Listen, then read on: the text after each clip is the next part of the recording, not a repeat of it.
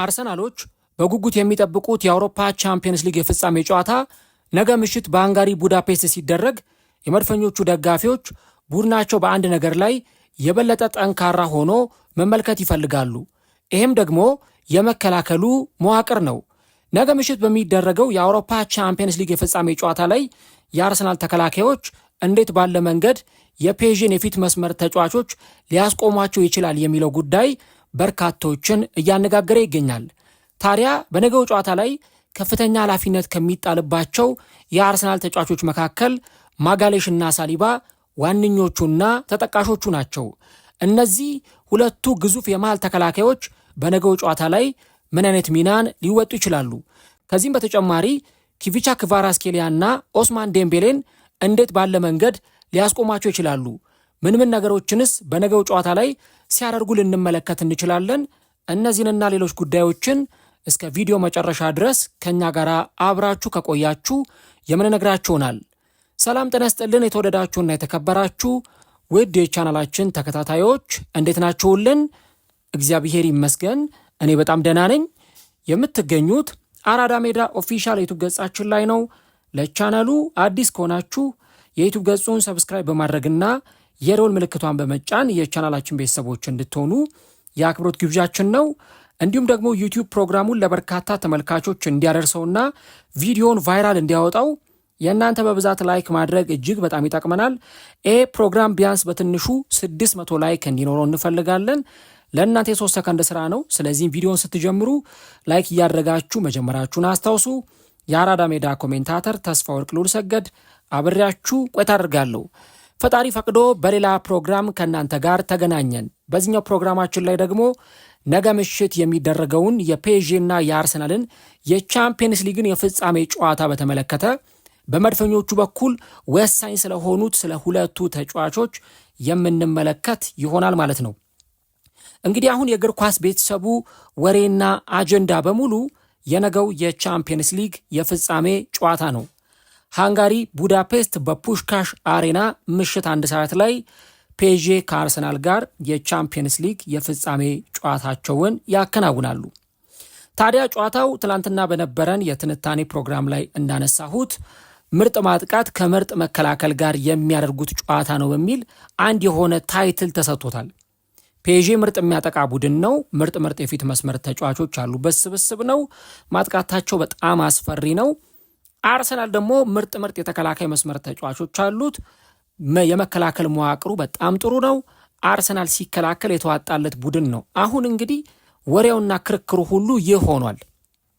ታዲያ በዚህ ጨዋታ ላይ በተለይ ደግሞ ከፔዤ በኩል የትኞቹ ተጫዋቾች አደገኛ ሊሆኑ ይችላሉ የሚሉትን ነገሮች ትናንትና በነበረን ፕሮግራም ላይ አንስተናል። ኪቪቻ ክቫራትስኬሊያንም ደግሞ ለብቻው በአንድ ቪዲዮ ተመልክተነዋል ማለት ነው። ዛሬ ደግሞ የሁለቱን ተጫዋቾች የሳሊባና የማጋሌሽን ጉዳይ እንመለከታለን። እንግዲህ አርቴታ በተለይም ደግሞ መልበሻ ክፍል ውስጥ ከፍተኛ መመሪያ ይሰጣቸዋል ተብለው ከሚጠበቁ ተጫዋቾች መካከል ተጠቃሾቹና ዋነኞቹ ሳሊባና ማጋሌሽ ናቸው። ሁለቱ ተጫዋቾች እንደምታውቁት ዓለም ላይ አሁን አሉ ከሚባሉ ምርጥ የመከላከል ጥምረት ካላቸው የመሃል ተከላካዮች መካከል ከቀዳሚዎቹ ተርታ እንደሚሰለፉ በተግባር እያሳዩ ይገኛሉ። አሁን ፕሩፍ አድርገዋል። ክርክር የለም። የአውሮፓ ምርጥ የመሃል ተከላካይ ተጣማሪዎች ሳሊባና ማጋሌሽ ናቸው። ያ ጥምረታቸው የቻምፒየንስ ሊግ ፍጻሜ አድርሷቸዋል። ያ ጥምረታቸው የፕሪሚየር ሊግ ሻምፒዮን እንዲሆኑ አድርጓቸዋል። 5ቱን ትላልቅ የአውሮፓ ሊጎችን በባትሪ እያሰስን ብንፈልግ እንደ ሁለቱ ተጫዋቾች ምርጥ የሴንተር ባክ ጥምረት ያላቸውን ተጫዋቾች ፈልገን ማግኘት ሊያስቸግረን ይችላል። ሳሊባና ማጋሌሽንም እንዲህ ባለው ሁኔታ ነው የምንመለከታቸው። ታዲያ የዚህኛው የነገው ተጠባቂ የቻምፒየንስ ሊግ የፍጻሜ ጨዋታ ላይ የፔዥን የፊት መስመር ተጫዋቾችን ኦስማን ዴምቤሌን፣ ኪቪቻ ክቫራትስኬሊያን፣ ዴዝሪ ዶዌን፣ ብራድሊ ባርኮላን እንዴት ባለ መንገድ ሁለቱ ተጫዋቾች ሊያስቆሟቸው ይችላሉ የሚለው ነው የበርካቶች መወያያና የጥያቄ ርዕስ። እንግዲህ እነዚህ ተጫዋቾች ምናልባትም ነገ በሚደረገው ጨዋታ ላይ 3 ወይም 4 ትላልቅ ነገሮችን ሜዳ ላይ ሲያደርጉ እና ሲያከናውኑ ልንመለከታቸው እንችላለን። እነዚህ ተጫዋቾች በተለይም ደግሞ ትላልቅ አጥቂዎችን ያዙ እና ደግሞ ማርክ አድርጉ በተባሉ ሰዓት ምን ያህል እነዚህን ተጫዋቾች ማርክ ሲያደርጉ እንደነበረ ተመልክተናል። ለምሳሌ ከማንቸስተር ሲቲ ጋር በተደረጉ ጨዋታዎች ላይ ኤርሊንግ ሃላንድን ኮንትሮል እንዲያደርጉት ኃላፊነት ሲሰጣቸው የነበረው ለእነዚህ ተጫዋቾች ነው። ሃላንድን በእርግጥ ማርክ ያደርጉታል፣ ሃላንድን ይይዙታል፣ ግን ደግሞ ሾልኳቸው በሆነ አጋጣሚ ሲወጣ ጎል ሲያስቆጥር ተመልክተናል። ዘንድሮ በመጀመሪያውም ዙር ጨዋታ ሃላንድ ጎል አስቆጥሯል። ኤምሬትስ ላይ ኤታር ላይ በተደረገውም ጨዋታ እንደዚሁ ተጫዋች ጎል ሲያስቆጥር ተመልክተናል። ከባየር ሚዩኒክ ጋርም በተደረገው ጨዋታ ላይ አርሰናል ባየር ሚዩኒክን 3-1 ሲያሸንፍ በዋነኝነት የአርሰናል ተጫዋቾች ስራ የነበረው ሃሪኬንን በተለይ ይህንን ግዙፍ አጥቂ የአርሰናል ተጫዋቾች እንዲያስቆሙ ነበር ማለት ነው። ስለዚህ አርቴታ በተለይ ዴምቤሌን ለማስቆም ኃላፊነት ሊሰጥ የሚችለው ለነዚህ ለሁለቱ ተጫዋቾች ነው። ዴምቤሌና ሳሊባ እንደውም የአንድ ሀገር ተጫዋቾች ናቸው፣ በብሔራዊ ቡድንም ይተዋወቃሉ። ስለዚህ ሳሊባ ተጫዋቹን ማርክ አድርጎ ኮንትሮል አድርጎ ለመያዝ የሆነ አይነት ቴክኒኮችን ሊጠቀም ይችላል። ከዚህ በተጨማሪ ደግሞ ማጋሌሽ 1-to-1 በሚደረጉ ባትሎች ምን ያህል አደገኛ ተጫዋች እንደሆነ ይታወቃል። ስለዚህ እነዚህ ተጫዋቾች ናቸው እንግዲህ ይህንን ተጫዋች እንዲይዙ የሚጠበቀው። ከዚህ በተጨማሪ ደግሞ ኪቪቻ ክቫራትስኬሊያን ኮንትሮል እንዲያደርጉ ይጠበቅባቸዋል። በተለይ በዚህ ቦታ ላይ ቲምበር ነው ሊሰለፍ የሚችለው። ቲምበርን እንዲያግዙት ከቲምበር ጀርባ ሆኖ ሰፖርት እንዲያደርጉትም ይጠበቅባቸዋል። ዴክላን ራይስ ደግሞ እንደ አምስተኛ ተከላካይ ሆኖ ከሳሊባና ከማጋሌሽ አጠገብ በመሆን በተለይ እነዚህ ሁለት ተጫዋቾች በማጥቃት እንቅስቃሴው ላይ ኦቨርላፕ እያደረጉ ቦታቸውን ትተው በሚወጡበት ጊዜ ዴክላን ራይስ ደግሞ እዚህ ቦታ ላይ ሆኖ እንዲከላከል ይጠበቅበታል ማለት ነው። ግን ደግሞ ቅድም እንዳልኩት እንደዚህ አይነት ተጫዋቾችን ቢይዟቸውም በአንድ ወይም በሁለት አጋጣሚ ተጫዋቾቹ የሆነ እድል ካገኙ ሾልከው ሊያስቆጥሩ ይችላሉ። እንደዚህ አይነት ቦታዎች ላይ ፐርፌክት መሆን እንኳን ባይቻልም ለፍጹምነት የቀረበ እንቅስቃሴ ግን ማድረግ ይቻል ይሆናል። አሁን ከነዚህ ውስጥ የነዚህ ተጫዋቾች ኃላፊነት ምንድን ነው የሚለውን እንመለከታለን። የመጀመሪያው ጉዳይ በተለይም ደግሞ ተለዋዋጭ እንቅስቃሴዎችንና የሐሰተኛ 9 ቁጥር ተጫዋቾችን ሚና እና እንቅስቃሴዎችን ማስቆም የሳሊባና የማጋሌሽ የነገው ጨዋታ ትልቁ ፈተና ይሆናል ማለት ነው። እንግዲህ ፔዤ ብዙ ጊዜ እየተደራረቡ የሚያጠቁ ሳጥን ውስጥ በዛ ብለው የሚደርሱ የፊት መስመር ተጫዋቾች እንዴት ባለ መንገድ እንደሚያጠቁ በተለያዩ የቻምፒየንስ ሊግ ጨዋታዎች ላይ ሲያስመለክተን እንደነበር አይተናል። ክቫራትስኬሊያ በግራ መስመር በኩል ሲገባ ምን ሊያደርገው እንደሚችል ይገመታል። ወይ ኳሱን ማይነስ አድርጎ ለዴምቤሌ ያቀብለውና ወይ ዴምቤሌ ሊያስቆጥረው ይችላል፣ ልክ የባየር ሚዩኒኩ ጨዋታ ላይ እንደተደረገው አይነት፣ ወይ ደግሞ ራሱ ኪቪቻ ክቫራትስኬሊያ እነዛን ተጫዋቾች ድሪብል አድርጎ ጎል ሊያስቆጥር ይችላል። 9 ቁጥር ቦታ ላይ ዴምቤሌ ይገኛል ብላችሁ ስትጠብቁ ዴዝሪ ዶዬ ሊገኝ ይችላል፣ አሊያም ክቫራትስኬሊያ ሊገኝ ይችላል። ስለዚህ እነዚህን ተደራርበው የሚመጡ ተጫዋቾችንና እየተቀያየሩ ቦታ እየያዙ የሚጫወቱ ተጫዋቾችን ማርክ ማድረግ የነዚህ የሁለት ተጫዋቾች ኃላፊነት ነው። እንደው በደፈናው ዴምቤሌን ብቻ ተቆጣጥረው ይጫወታሉ ብለን ብንናገር ምናልባትም ደግሞ የተጫዋቾቹን ኃላፊነት ማሳነስ ይሆናል። በአጠቃላይ የነገውን የአርሰናል የመከላከል መዋቅር እንዲመሩ ከነዚህ ተጫዋቾች ይጠበቅባቸዋል። ከዚህ በተጨማሪ በነገው ጨዋታ ላይ ሳሊባ ከፍጹም ቅጣት ምት ግብ ክልሉ እንዳይወጣ በአርቴታ መመሪያ ሲሰጠው ልንመለከት እንችላለን። ከዚህ በፊት እንደምታውቁት በተለይ ፕሪሚየር ሊጉ ላይ በተለያዩ ጨዋታዎች ሳሊባ ወደፊት እየወጣ ሲያጠቃ፣ ማጋሌሽ ወደፊት እየወጣ ሲያጠቃ ስንመለከት ነበር። አርቴታ ግን በነገው ጨዋታ ላይ ይህንን ይፈቅድላቸዋል ተብሎ አይጠበቅም። ምክንያቱም በሆነ አጋጣሚ የመልሶ ማጥቃት ኳስ ካገኙ እንደ ሮኬት የሚፈጥኑ እንደ ፌራሪ የሚምዘገዘጉ ተጫዋቾች እዚህ ቡድን ውስጥ አሉ። እነ ዴምቤሌ እነ ክቫራ በደንብ ያንን ማድረግ የሚችሉ ተጫዋቾች ናቸው።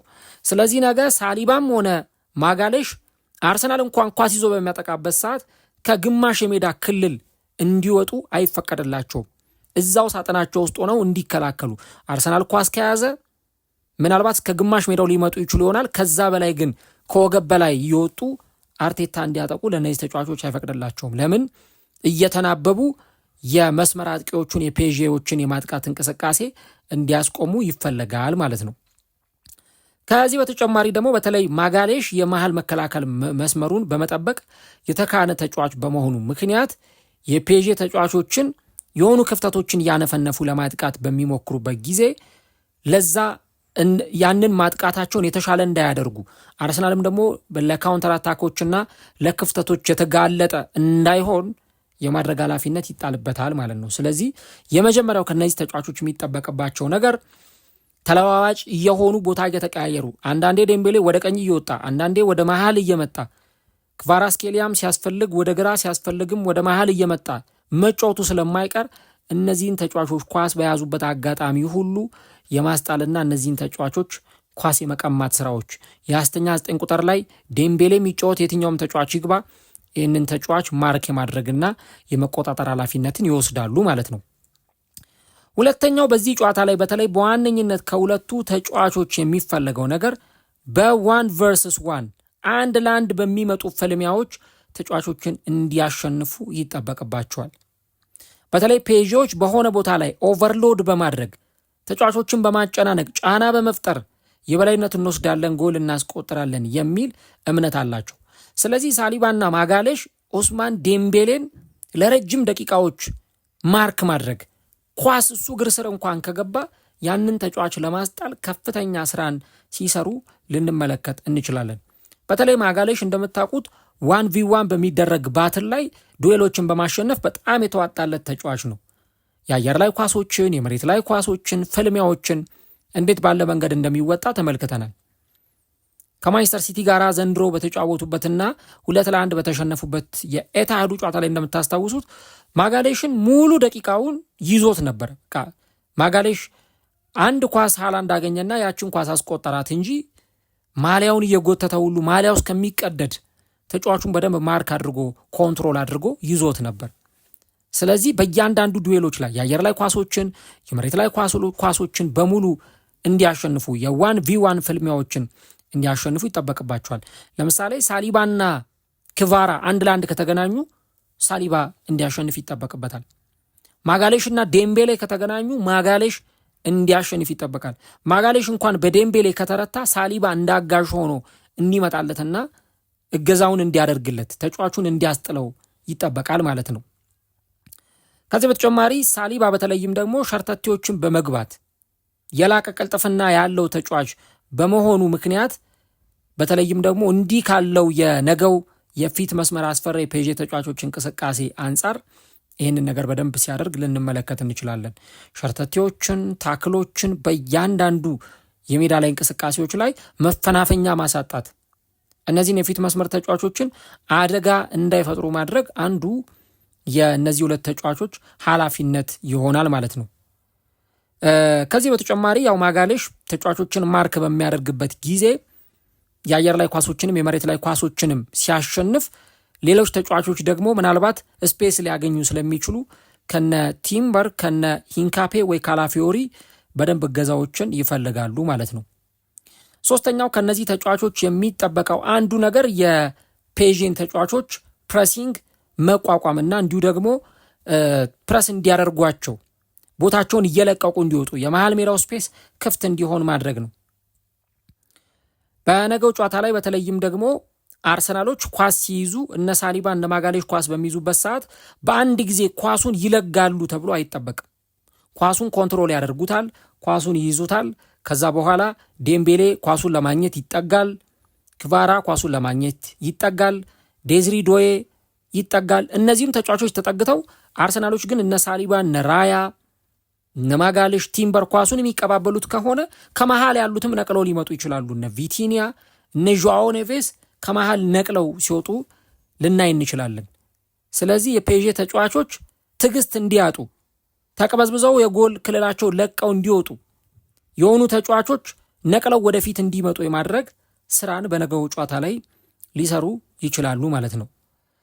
ከዚህ በተጨማሪ በተለይ እንደ ዴክላን ራይስ ያሉ ተጫዋቾች የማጥቃት ሽግግራቸው ከመከላከል ወደ ማጥቃት የሚያደርጉ ሽግግር የተሳለጠ እንዳይሆን የተከላካይ መስመር ተጫዋቾቹን የማገዝ ኃላፊነትን ሊወጣ ይችላል። ቅድም እንዳልኩት ሳሊባም ሆነ ማጋሌሽ ዴምቤሌን ብቻ የማስቆም ኃላፊነትን የሚወጡ ሳይሆን በመስመሮች ላይ የወጡ ክቫራትስኬሊያም ዴዝሪ ዶዬም እነ ቪቲኒያም እነ ፋቢያን ሩይዝም ያሏቸውን እንቅስቃሴዎች በደንብ የማስቆም ኃላፊነት ይጠበቅባቸዋል። አራተኛውና ዋና ከሆኑት ጉዳዮች መካከል ደግሞ አንደኛውና በጣም ትልቁ የአየር ላይ ዱዌሎችን ማሸነፍና የቆሙ ኳሶችን መከላከል፣ የቆሙ ኳሶችን ማጥቃት ነው። በተለይ ኒኮላ ዮቨር በልምምድ ሜዳ ላይ በደንብ ተጫዋቾቹን የሚያሰራበት አንዱ ትልቁ ዌፐን ይህንን የቆመ ኳስ ነው። ፔጆች በተለይ የተቀባበሉ በሆነ ሰዓት ዘንድሮ እንግዲህ 8 የቆሙ ኳሶችን ማስቆጠር የቻለ ቡድን ነው በቻምፒየንስ ሊጉ። ስለዚህ የማዕዘን ምት ኳስ ላይ አደገኛ ሊሆኑ ይችላሉ። እነዛን ኳሶች ማራቅ፣ የሚሻሙ ኳሶች ይኖራሉ። እነ ሜንዴሽ፣ እነ ዊሊያም ፓቾ፣ እነ ማርኪኒዮስ በግንባር ኳሶች ገጭተው ሊሞክሩና ሊያስቆጥሩ ስለሚችሉ ሳሊባና ማጋሌሽ ደግሞ በቁመትም በጣም ረዘም ያሉ ተጫዋቾች በመሆናቸው ምክንያት የአየር ላይ ኳሶችን እንዲከላከሉና የአየር ላይ ኳሶችን እንዲያወጡ ይጠበቅባቸዋል ማለት ነው። ሁለቱም የፊዚካሊቲ ችግር የለባቸውም። ሳሊባ 1 ሜትር ከ92 ሴንቲሜትር የሚረዝም ተጫዋች ነው። ማጋሌሽ ደግሞ 1 ሜትር ከ90 የሚረዝም ተጫዋች ነው። ስለዚህ ሁለቱ ተጫዋቾች ከ1 ሜትር ከ90 በላይ የሚረዝሙ ናቸው። በአንጻሩ የፔዥን የፊት መስመር ተጫዋቾች ብትመለከቱ ዴምቤሌ ሜትር ከ78 ነው። ኪቪቻ ክቫራስኬሊያ 1 ሜትር ከ83 የሚረዝም ተጫዋች ነው። ዴዚሪ ዶዬ ደግሞ እንደዚሁ በቀኙ መስመር ላይ 1 ሜትር ከ81 የሚረዝም ተጫዋቾች ናቸው እና ቁመታቸው ትንሽ ይቀራረባል። ስለዚህ በእንዲህ አይነት ኤሪየል ዱዌሎች ላይ ማሸነፍ ይፈልጋሉ አርሰናሎች እና ደግሞ የቆሙ ኳሶችን መጠቀም፣ ምናልባት የማዕዘን ምት ሲሻማ ማጋሌሽ የቆሙ ኳሶችን እንዲጠቀም ይጠበቃል። እንዲሁ ደግሞ ሳሊባም የቆሙ ኳሶችን እንዲጠቀም ይጠበቅበታል። ምክንያቱም ሴት ፒስ ወይም የቆመ ኳስ አንዱ የአርሰናል ዌፐን ወይም ደግሞ አንዱ የአርሰናል መሳሪያ በመሆኑ ምክንያት ይህን ነገር ሲያደርጉ ልንመለከት እንችላለን እና ለማንኛውም እንግዲህ በነገው የቻምፒየንስ ሊግ ጨዋታ ላይ በተለይ የነዚህ ተጫዋቾች ጥምረት ጥሩ ከሆነ የነዚህ ተጫዋቾች ጥምረት በኮንሰንትሬሽን ያንን ነገር ሲያደርጉ ከተመለከትን ያው ልዩ ነው። የመከላከል መዋቅር በ90 ደቂቃ ትኩረት ይፈልጋል። ለሰከንዶች ከትኩረት መዛነፍ ዋጋ ያስከፍላል። በካራቦ ካፕ የፍጻሜ ጨዋታ አርሰናል በማንቸስተር ሲቲ ሲሸነፍ ወደ 60 ምናምን ደቂቃ ትኩረታቸው አልተዛነፈም ነበረ። በጣም በጥሩ መልኩ አርሰናሎች እነ ሳሊባ እነ ማጋሌሽ ሲከላከሉ ነበረ። ያቺ አንድ ቅጽበት ያቺ የኬፓ ስህተት ትኩረታቸው እንዲዛነፍና ትኩረታቸው እንዲበላሽ አድርጋለች ማለት ነው። ስለዚህ ይሄ ደግሞ በጣም ትልቅ መድረክ ነው። ከካራቦ ካፕም የበለጠ የቻምፒየንስ ሊግ የፍጻሜ መድረክ ነውና በዚህ መድረክ ላይ ስህተት አይፈቀድም፣ ዋጋ ያስከፍላል።